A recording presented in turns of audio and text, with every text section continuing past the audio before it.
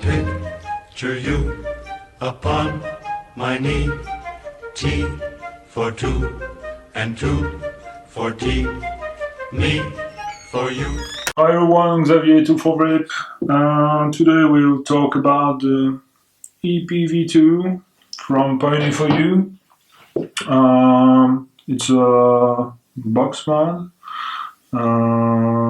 that goes from 7 watts to 50 watts. Sorry. It's a good box. It's a good box. It comes with inside this package. It's very well packaged. We'll see what's inside the box. So here is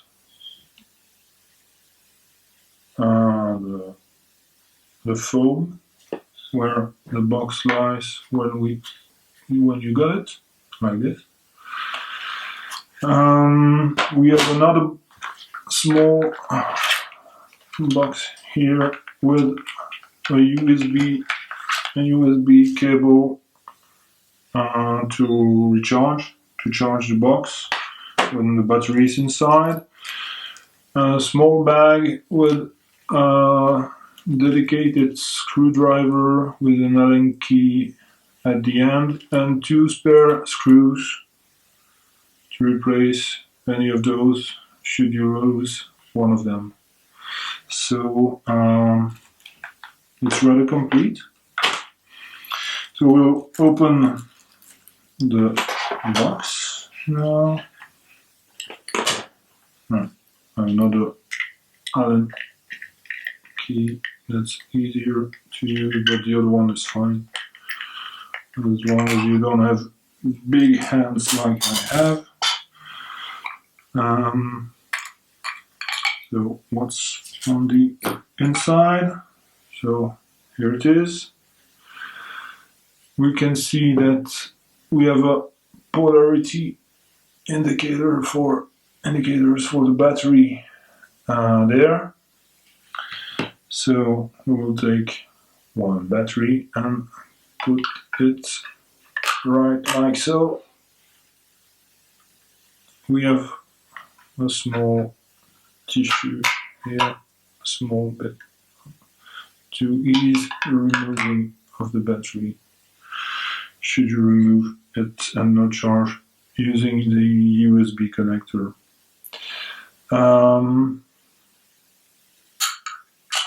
Other than that, we will first put the screws back in.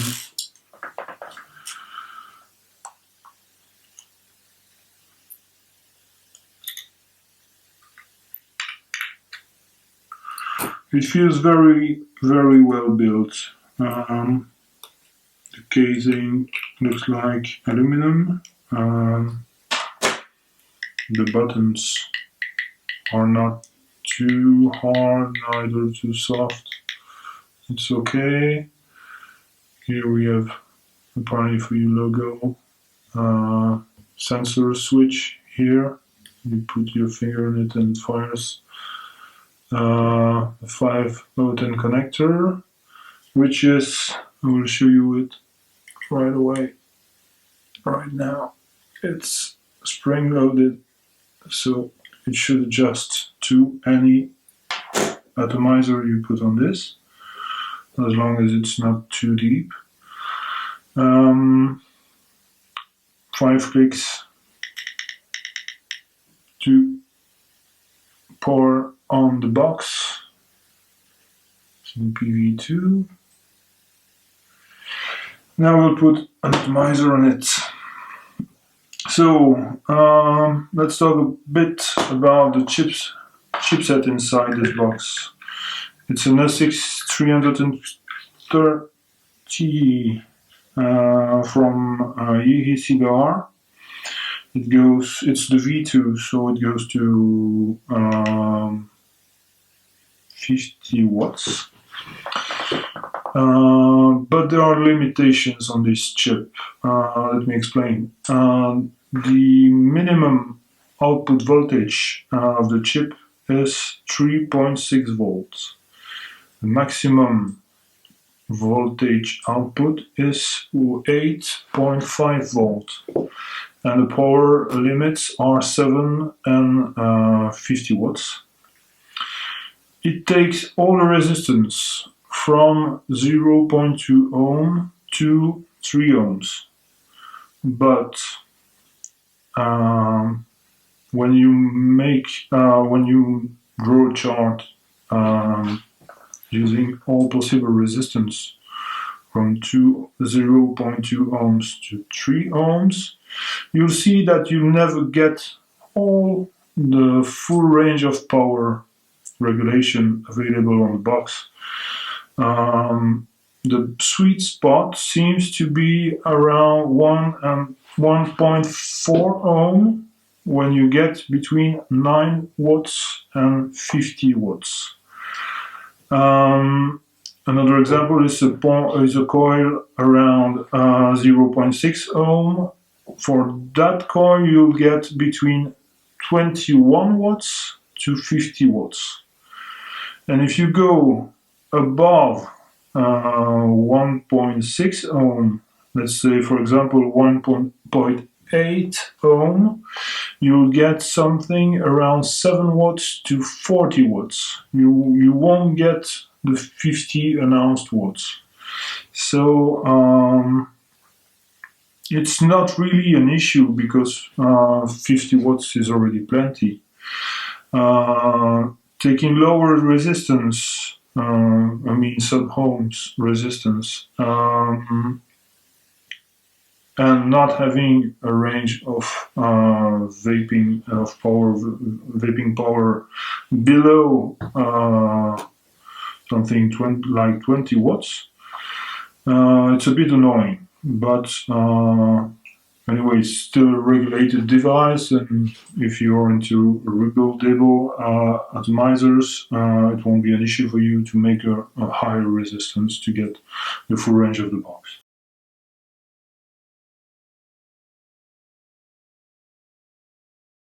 So here, what do I have? I have a Zenith with a 0.6 ohm resistance.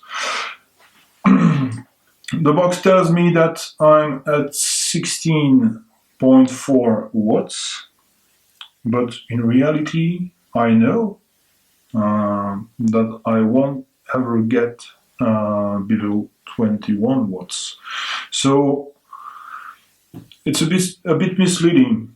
It lets you believe that you're actually vaping at 16.4 watts, but you are not. So that might be fixed in firmware, and it should display the actual wattage and not the wished one. So how does it vape?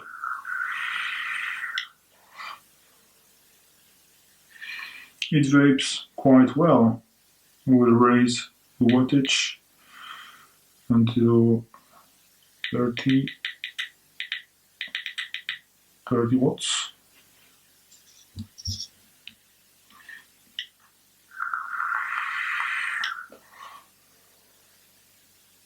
Yeah, the vape is smooth, it's warm. The 30 watts are definitely there, so it's a good point. I can go with this coil and this atomizer directly to 40 watts. Still there, definitely. And you'll see that if you keep the button pushed, it will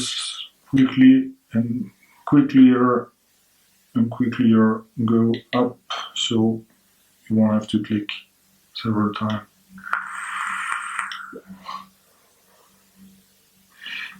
And at 50 watts, it's still there too with my Zenith. So that's good. It's a good box. There's a lock mode you can trigger by pushing these two buttons together. So now it should display please unlock. So I unlock using the same two buttons. The sensor switch here, it works. I don't find it quite handy because I grab my box like this, so it's better for me to use the fire button. But I can disable the sensor switch if I wish, pushing those two buttons together. It says touch off. If I want to enable back the sensor switch, I push those two buttons together and it says touch on. So it's fine. If you want to use it, use it. If you don't want to use it, you can disable it or never touch it, whatever you like. So it's a single 18650 battery inside this. There's a USB connector which is located in the bottom of the box. There are venting holes, so it does not become too hot either. The USB connector, I would have preferred it on the side here or there, not on the bottom, because when you have a dripper on this, you don't want to tilt your dripper too much if there's still juice in it. So for the price, it's a very good box. We paid this for 84.90 cents at smokersparis.com, which is a really good price, according to me. 50 watts is it's plenty. It's plenty if you're using drippers like me. It feels enough already. We won't probably not review anything beyond 50 watts, like the IPV2, for example, which is a lot expensive, a lot more expensive too. When a box becomes too powerful, you're most likely to burn your juice, and that could cause a health issue in the end. So we won't never recommend using a too powerful box if you're not a knowledgeable user. Overall, what can I say to get this review to a close? It feels quite well built. As far as the material goes, the casing looks like made of aluminum.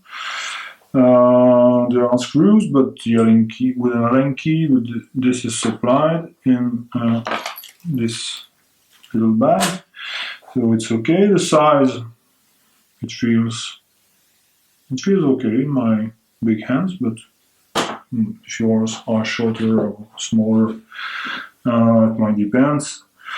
There are venting holes. There's a reverse polarity protection. If you put the battery in reverse, you're protected. There's a short circuit protection for the atomizer too, so that's quite handy. So I think I got it all. So thanks for watching, and see you in the next review.